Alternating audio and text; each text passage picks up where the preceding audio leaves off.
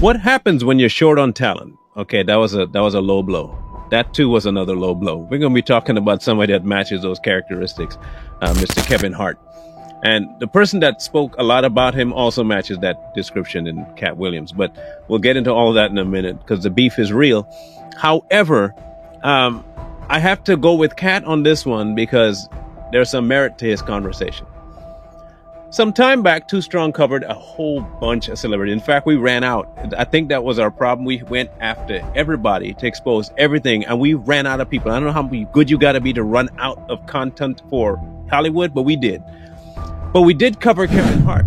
One of the things we covered at the time was that he seemed to go through a massive transformation in almost an overnight time frame. Unsure of why, and his comedy kind of took a little bit of a change from what he was doing to what is now apparently working for him. At the time, we were concerned that maybe he did what would you call a ritual sellout kind of thing, and one of the things that we used as our reasoning was his statements about what it would be to be required of him to get a certain place in Hollywood. He blew it off. It was nothing big. We ain't gonna do that. I ain't gonna do this. I'm not gonna do it. I have standards. I'm a brand. I know what I'm doing. I'm a brand. Okay? Listen here. I'm a brand. That's what he would say, right? So here he goes. And now all of a sudden, Katt Williams is talking up. Now, if you know anything about Katt Williams, besides him being fair, I mean, I'm gonna spill the beans here. I think the man's hilarious. Okay? Mostly because of how he talks, not necessarily what he says. His delivery is, I think he's funny. But it always surprised me as to why he never really got a mass amount of traction on his comedy. And you always see him in either mid to upper or lower tier comedy clubs, some off the wall routines, but you never saw him really take off. So his theory was that not that he got blackballed, but that he did not buy in to the theory of Hollywood of doing certain things to get monetary gain. But what he did say was that he was 100% sure that Kevin Hart did. The proof showed up, though, on an SNL skit where Kevin Hart, after saying he would not wear a dress because he has standards, everybody has to have a standard, and I have a brand. Not even a month later, you saw him walk out in front of the camera in a purple dress pretending to be a woman, but not just female, a child. Why? Of course, yeah, partially because of his size. This was a double humiliation ritual. You're not only going to be a girl, you're going to be a little girl. We all know Hollywood's fascination with the small. We understand that. Kevin fit it perfectly. Now, not too long after that, specials took through the roof. Movies, bam, bam, bam. And I mean dropped them. I think it was nearly 6 movies where he was the star role. And all of a sudden, Kevin Hart is the mainstay for just about any comedic value you can find on Netflix and Hulu and everywhere you can look. It's Kevin Hart. Then he links up with The Rock. They make a movie.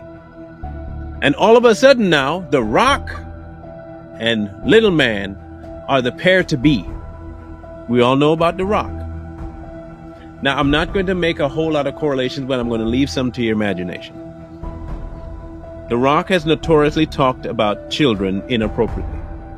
Anywhere from eating them to making a robot that would abuse them. And we all know that they joke, but they sometimes hide the truth in the joke. And then you find his gravitation towards someone that's of a diminutive stature in Kevin Hart. And all of a sudden, they're just the best of friends.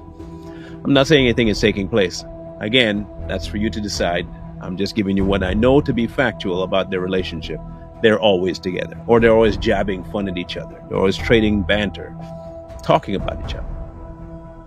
The fact is this: nobody in Hollywood has ever gone from zero to hero without doing something to get the ear of the people that could make them a hero.